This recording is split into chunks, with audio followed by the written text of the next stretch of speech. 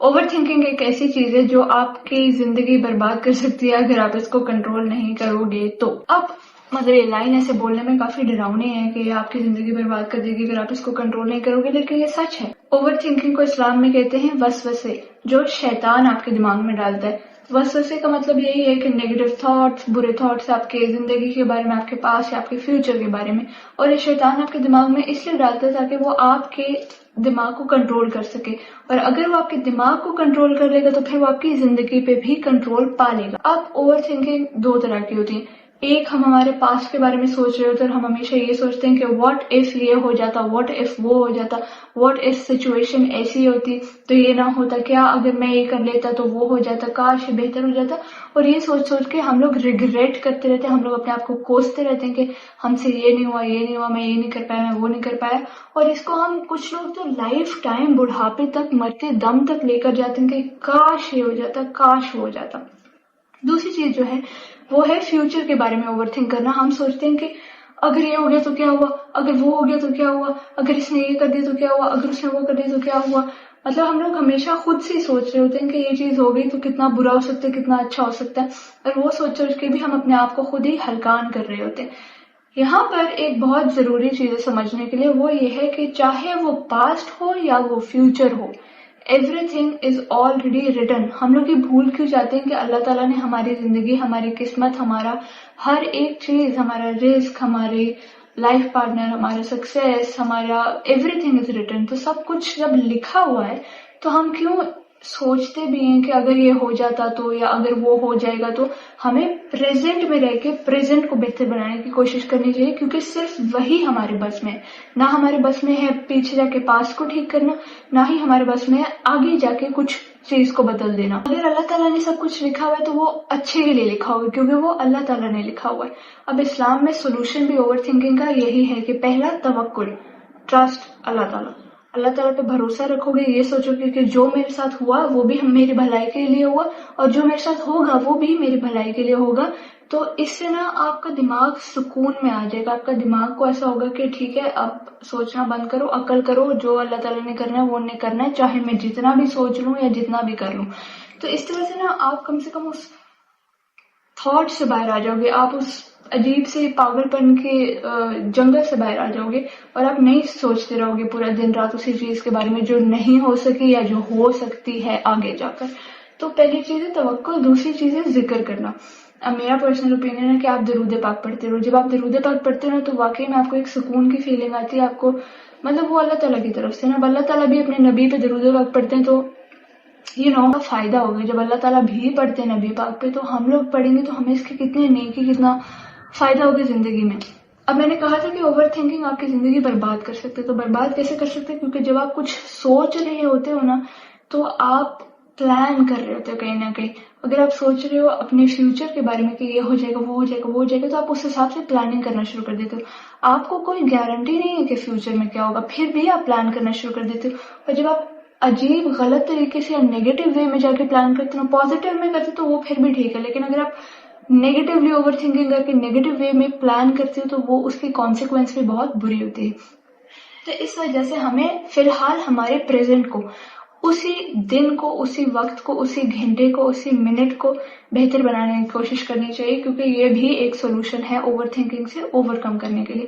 تیسرا جو ہے جو نبی پاک نے کہا ہے پڑھنے کے لیے وہ یہ ہے حسبنا اللہ و نعم الوکیل. اس طرح اگر آپ یہ بار بار بولتے رہو گے، درود پاک پڑھتے رہو گے، اللہ تعالیٰ کو یاد کرتے رہو گے، ذکر کرتے رہو گے نا، تو آٹومیٹیکلی آپ کا دماغ سکون والے اسٹیٹ میں چلا جائے گا اور آپ کا دماغ کام ہو جائے گا، ریلیکس کرنا شروع کر جائے گا.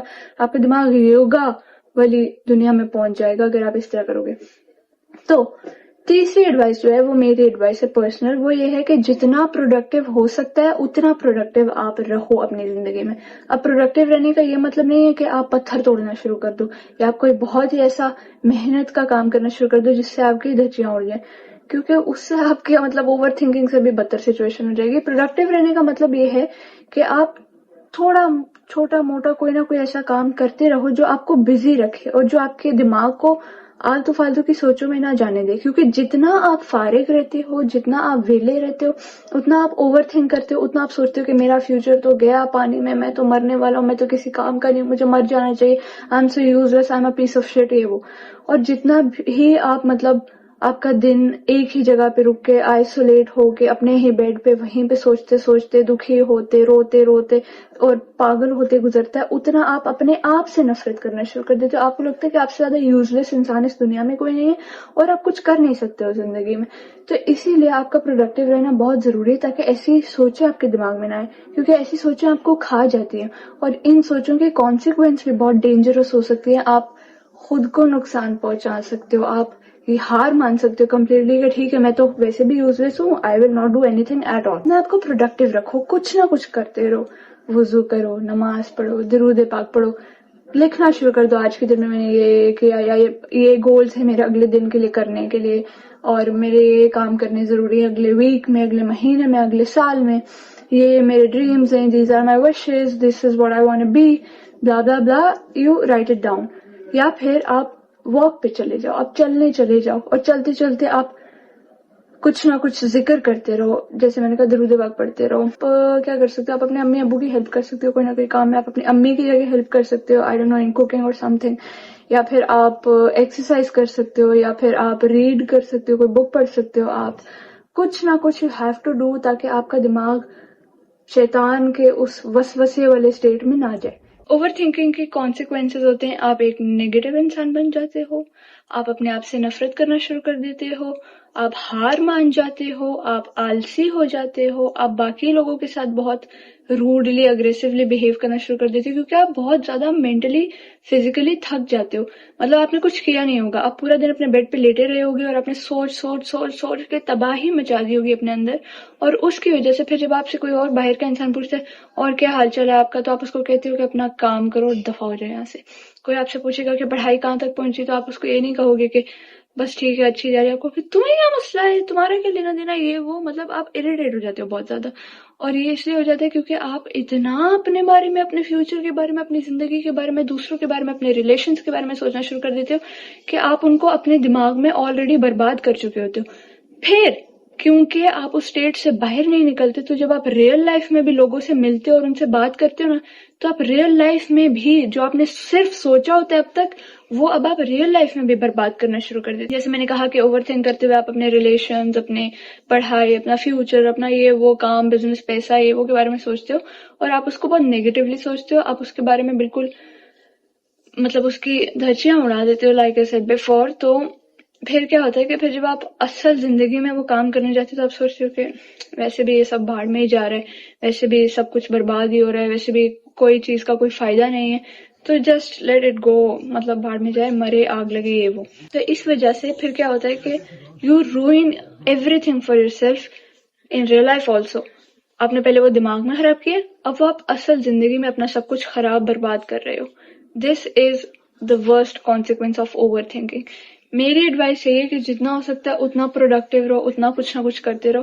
اور دوسرا یہ کہ آپ درود پاک پڑھتے رہو، کیونکہ درود پاک کو اگر آپ روٹین بنا لو گے نا، تو آٹومیٹکلی آپ کے ایسے ایسے کام ہونا شروع ہو جائیں گے جو آپ نے کبھی سوچا بھی نہیں ہوگا کہ ہو سکتے ہیں. اس کے علاوہ آپ اوور تھنک کرنا بند کر دو گے. This is the best solution to stop over thinking.